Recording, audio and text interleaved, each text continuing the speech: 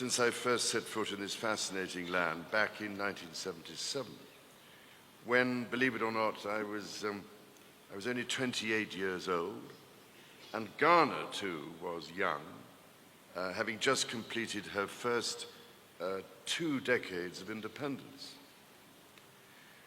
Although I'm afraid it has taken me far too long to return, I can assure you that I have been following Ghana's story closely, and like so many other people, I have been profoundly impressed by the remarkable course that Ghana has taken. Over these past years, your country, ladies and gentlemen, if I may say so, has become an example to other nations.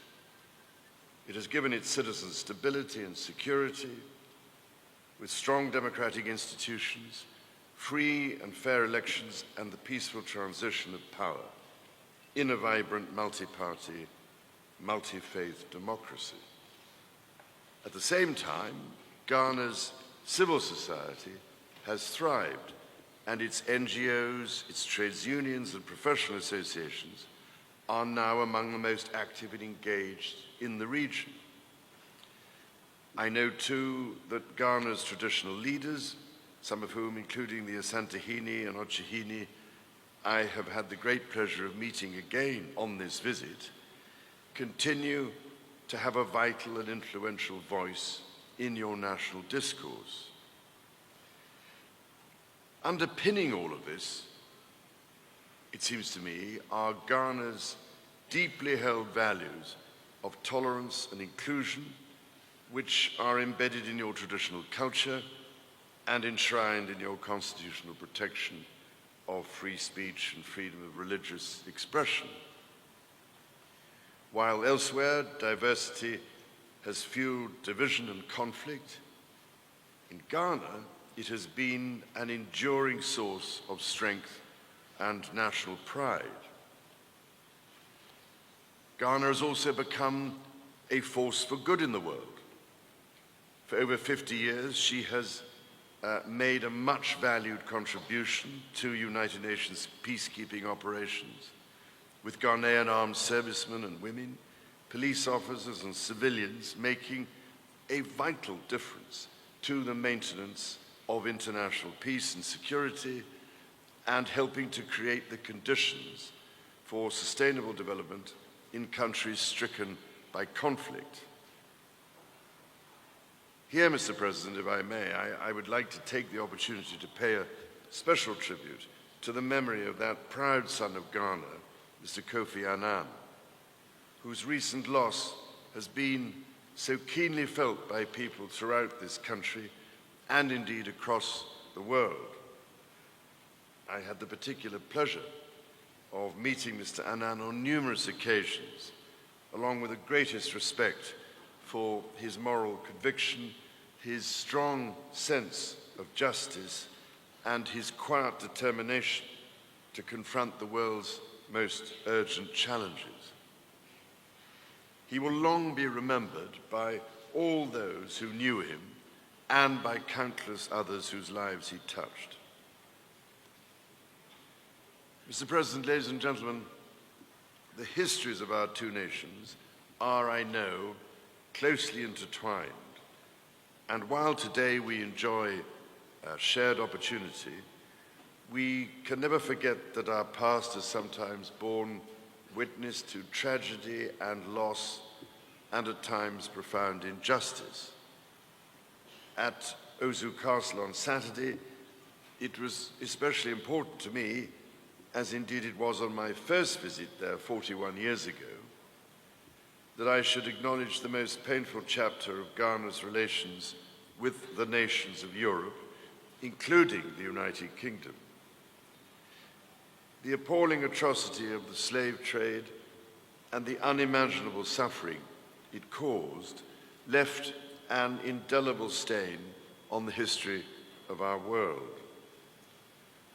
While Britain can be proud that it later led the way in the abolition of this shameful trade, we have a shared responsibility to ensure that the abject horror of slavery is never forgotten, that we abhor the existence of modern slavery and human trafficking, and that we robustly promote and defend the values which today make it incomprehensible to most of us that human beings could ever treat each other with such utter inhumanity. At other points in our history, our two nations have suffered and toiled alongside each other. At the Commonwealth War Graves Cemetery on Friday afternoon, I was honored to join you, Mr. President, in remembering the bravery and sacrifice of troops from Ghana and from across West Africa who made such a vital contribution in the First and Second World Wars. In the First World War alone, a staggering 200,000 soldiers from West Africa supported the Allied effort, and 30,000 of them lost their lives. During the Second World War, some 65,000 Ghanaians served in the Royal West African Frontier Force in operational theatres stretching from East Africa to modern-day Burma. I need hardly say, therefore, just how special it was for my wife and I to meet some of those surviving veterans during this visit. Now, as we mark the centenary next month of the end of the First World War, it is so very important that we remember all those who fought, wherever they came from and wherever they served, and that we honor the immense sacrifice that so many of them made. Today, ladies and gentlemen, the United Kingdom and Ghana enjoy a dynamic partnership of equals, anchored in our shared experience, but looking to a shared future. We share the same language, the same legal system, the same values, and a strong trading relationship that is worth over $1 billion. You will not be surprised to hear that I've been very pleased to see over these past few days the many ways in which the United Kingdom has been helping to make a difference in Ghana, whether through the private, government, or NGO sectors.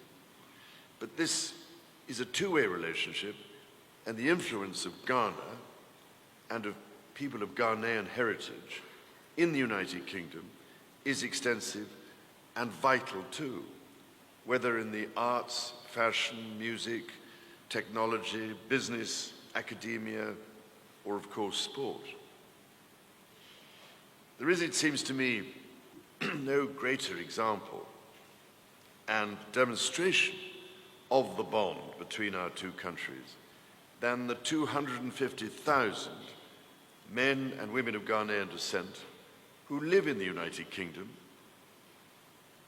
and make such an indispensable contribution to our society and our economy.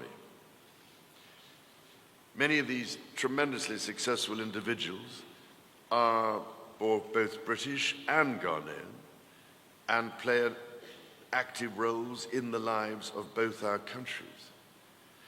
They act as a bridge between us, across which travel the ideas, creativity, and talent that fuel our shared prosperity and help shape our identity.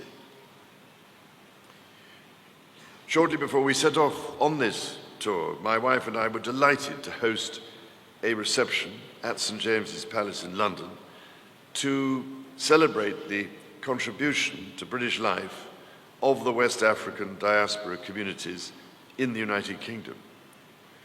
We were joined by many famous faces and leaders in their fields, but also by nurses, police officers, armed forces personnel, teachers, and other men and women who make such an indescribable difference to our country. These diaspora communities, as with the British Asian communities, or those whose roots are in the Caribbean, are one of our contemporary society's greatest assets, and one in which I have nothing but the most enormous pride. They offer a powerful demonstration of Britain's place within our remarkable Commonwealth family, of the shared opportunities it represents, and of everything that binds us together in a changing world. Next year, of course, we will celebrate the Commonwealth's 70th birthday. The Commonwealth, therefore, is just a few months younger than I am myself, and has lasted a great deal better, as you can probably see by now, ladies and gentlemen.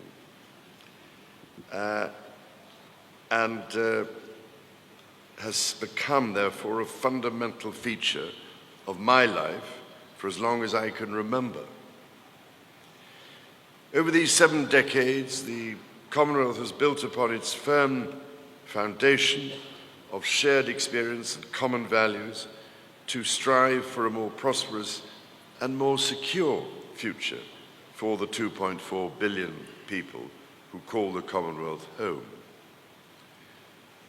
The past 70 years have brought global change on an unprecedented scale, with challenges and opportunities that could never have been anticipated in 1949.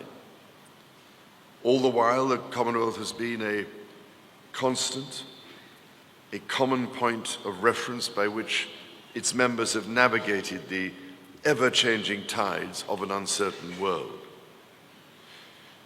Ghana has played an active and influential role in the Commonwealth ever since becoming, in 1957, the first newly independent African country to join. President Kwame Nkrumah, of whom I have vivid memories of meeting when he visited the United Kingdom in the 1960s, played a withdrawal of apartheid South Africa from the Commonwealth in 1961, and later was instrumental in the establishment of the Commonwealth Secretariat in 1965. Today, Ghana continues to play an influential role. At the Commonwealth Heads of Government meeting in London in April, during which I had the great pleasure of sitting next to you, Mr. President, at the Queen's banquet, Ghana lent its voice to commitments, among other things, on education, gender equality, clean oceans, cybersecurity, and more. I know, Mr. President, that you share my determination that the Commonwealth should strive for renewed relevance in the lives of its citizens and should draw upon its unparalleled networks of professional expertise to offer practical solutions to some of the most pressing challenges of our time, many of which are increasingly deep-seated and deeply integrated. No issue is more pressing, it seems to me, than that of climate change. The recent report of the Intergovernmental Panel on Climate Change, which provided stark and alarming evidence that even 1.5 degrees of warming will mean catastrophic damage to the planet's ecosystems, sent a clear signal that we must all surely heed. The impact of such alarmingly dangerous climate change is, of course, a really major risk multiplier, for it exacerbates the increasing fragility of the world's natural capital, on which we are all totally dependent, and the resilience of which has been substantially undermined by decades of overexploitation. I'm afraid, ladies and gentlemen, that the impacts of climate change and global warming are already being felt by far too many Commonwealth citizens, not least through the devastation that is wrought ever more frequently by the terrifying hurricanes and cyclones to which our small island states in particular are so horrifyingly vulnerable. In November last year, I visited the Caribbean islands of Dominica, Antigua and Barbuda and the British Virgin Islands after previously visiting Malaysia, Singapore and India, to show my support to those communities as they struggled with the aftermath of Hurricanes Irma and Maria. And then earlier this year, I visited Vanuatu in the Pacific to see how they were recovering from Cyclone Pam, which wreaked havoc across that archipelago. Although in each of these island states I encountered a strength of spirit and resilience that was profoundly humbling, with the existential threat of climate-induced catastrophe growing ever more real, one has to wonder what the future holds. Now, I know, of course, that the effects of climate change are being felt every day by people across this continent as well, with increasingly erratic weather patterns representing a growing threat to food security and triggering the mass migration of millions of people. It is profoundly worrying, for instance, that Lake Chad is today just 1/10 of the size it was only a few decades ago. A catastrophic shrinkage which, combined with the southward spread of the Sahara Desert, is displacing whole populations and fueling bitter conflict. With such different parts of the Commonwealth, thousands and thousands of miles apart, facing such depressingly similar challenges, there is, it seems to me, tremendous potential for the Commonwealth to share best practice and coordinate its response to these kinds of disasters. Earlier this year in Darwin, in Australia's Northern Territory, I visited the highly impressive National Critical Care and Trauma Response Centre, which deploys world-class medical teams and facilities in rapid response to disasters overseas on behalf of the Australian government. To my mind, at least, it offered a compelling example of the sort of coordinated response that could be replicated elsewhere in the Commonwealth to offer practical assistance to people in their times of greatest need.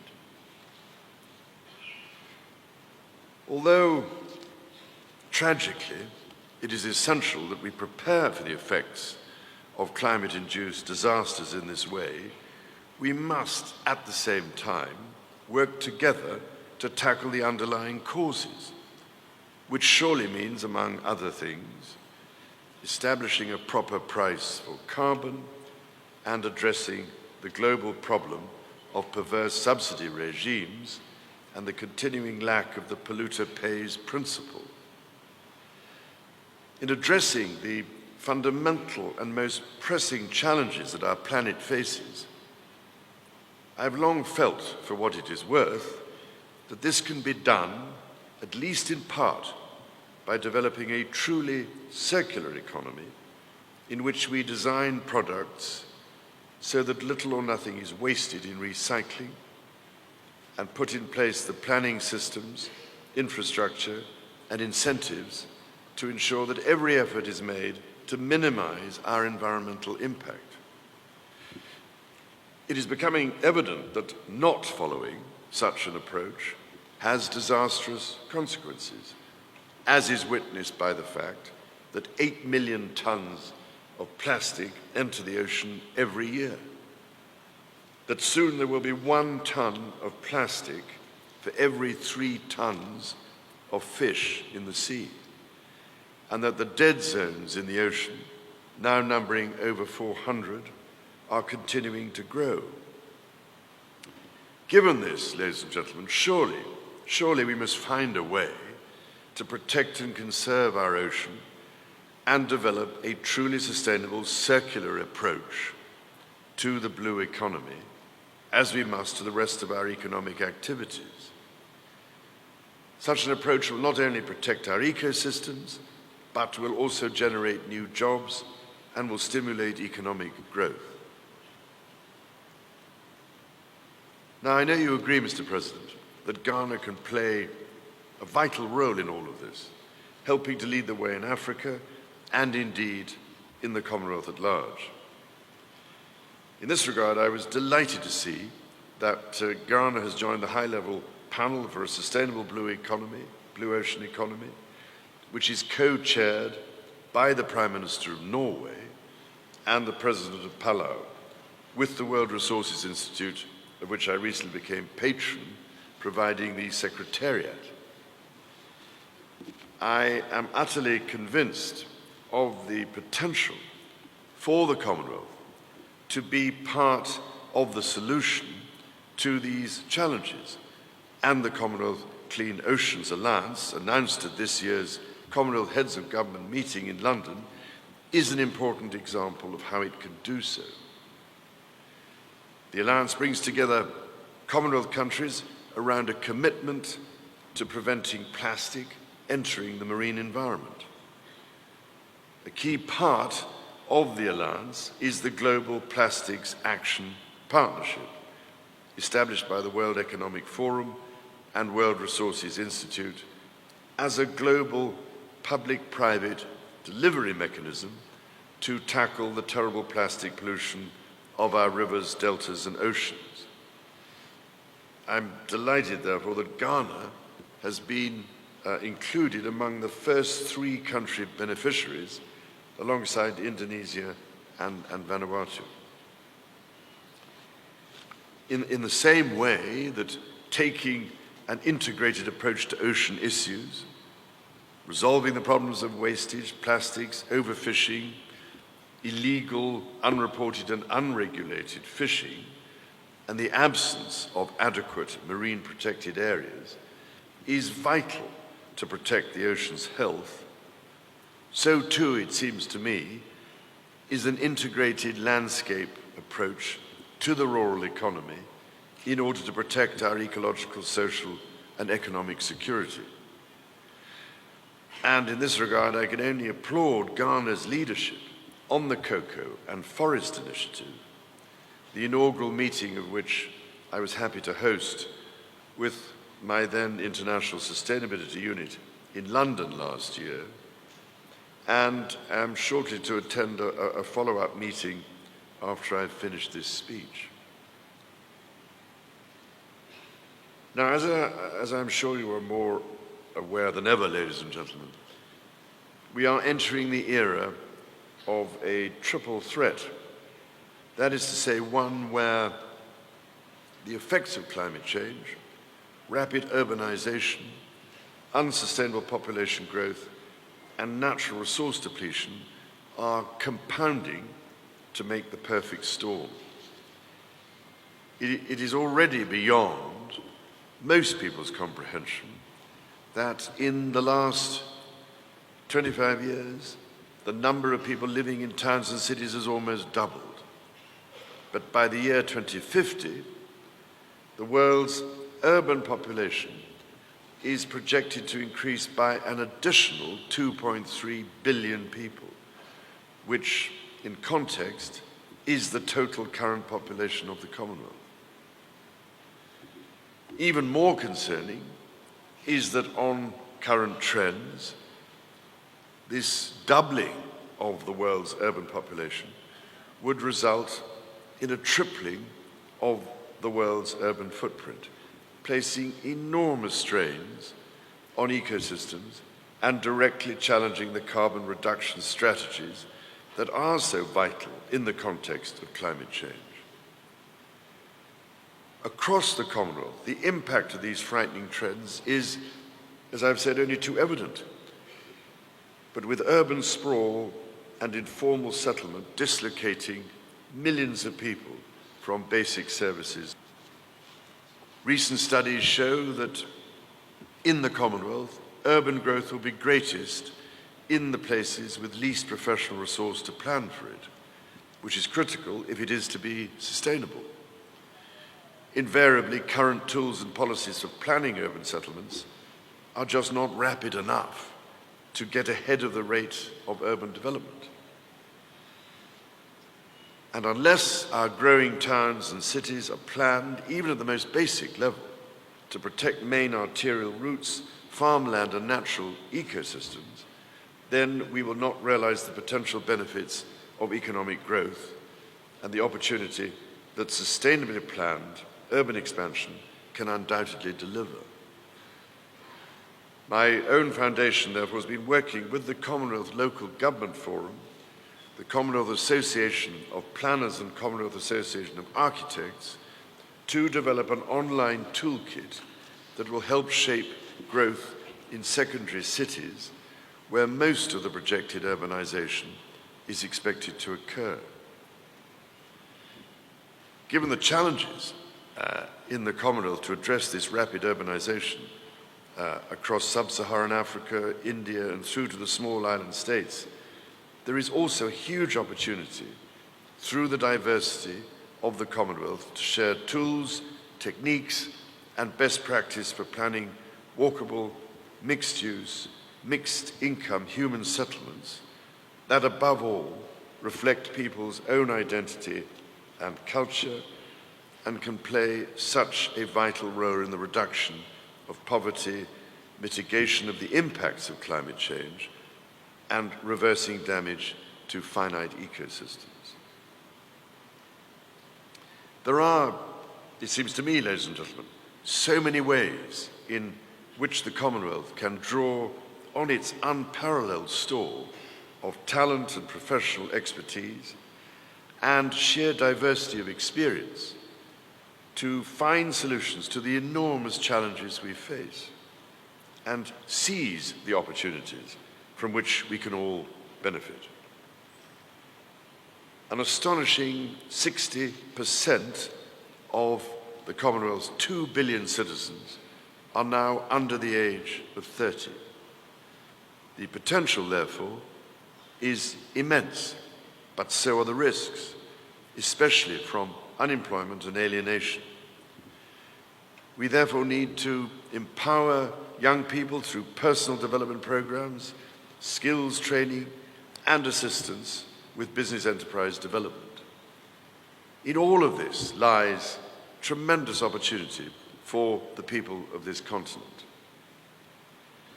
Every young person in Ghana, just as in the United Kingdom, has the potential to make a difference in their communities and to their country. Helping young people to unlock their potential is something to which I know you are committed, Mr. President. In the United Kingdom, I set up my Prince's Trust some 42 years ago, and since then it has helped nearly 1 million young people to get into jobs, education, and training, or to start their own enterprise, and to create brighter futures for themselves and those around them. Now, through Prince's Trust International, we are taking the experience and expertise that my trust has built up since 1976, and with local partners are helping to change young lives in other parts of the world. I'm therefore delighted to be able to announce that Prince's Trust International is now looking to bring their programs to Africa for the first time, starting here in Ghana. It will, I hope, offer a further connection between our countries and some small way, at least, whereby we can contribute to your priority, Mr. President, of fueling youth employment and diversified economic growth. Your Excellencies, ladies and gentlemen, it is clear to me that the Commonwealth remains as vital today as it has ever been. It brings us together, building bridges between our governments and our people, and offering the practical means to work together for a better future. In such an uncertain and changing world, none of us can know what kind of a planet our grandchildren and great-grandchildren will inhabit. But the Commonwealth, it seems to me, offers us a vital mechanism to help ensure that it is not poisoned and polluted and that its vitality is not compromised. Therefore, we owe it to them and to every one of our 2.3 billion fellow Commonwealth citizens to renew and strengthen the partnerships between us and use them to give life to the aspirations of each generation. I have nothing but the greatest confidence that Ghana will play an essential part in that, just as it always has, and that the bonds between our countries will remain strong and indispensable to us all.